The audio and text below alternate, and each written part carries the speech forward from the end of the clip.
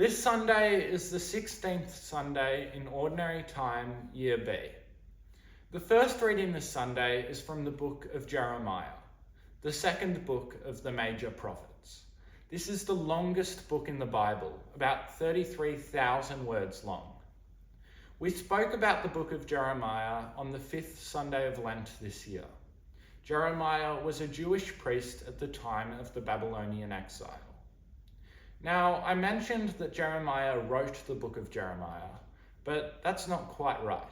He dictated it to a man named Baruch, who wrote it down in ink on a scroll.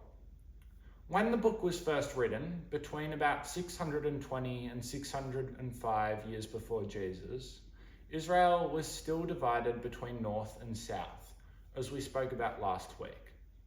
The northern part was known as Israel, and the southern part was known as Judah. They had different kings. The book of Jeremiah came to the attention of Jehoiakim, the king of Judah at the time. Jehoiakim ordered that the scroll be brought to him and read to him by a man named Yehudi. Now, in this week's reading, you'll hear what Jeremiah thought about kings. Jeremiah says, "Doom to the shepherds who allow the flock of my pasture to be destroyed and scattered."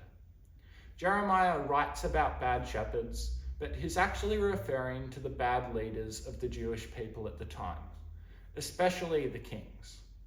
So when the book of Jeremiah was read to King Jehoiakim, the king stopped Yehudi every 3 or 4 columns. The king would then cut the columns off the scroll with a knife and throw the columns into a fire. And he did this until the entire book had been read to him and the entire scroll, the only copy, destroyed. Big mistake for the king.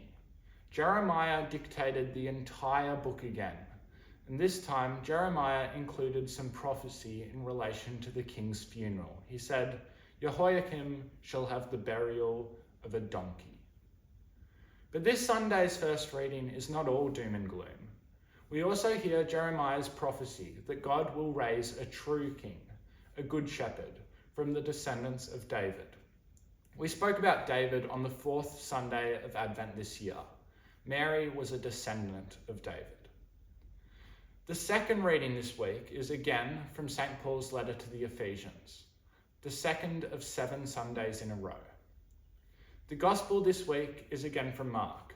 Jesus finds himself unable to get away from a huge crowd of people following him around the Sea of Galilee. Jesus sits down and generously spends time teaching the crowd. He realizes that they need a good shepherd.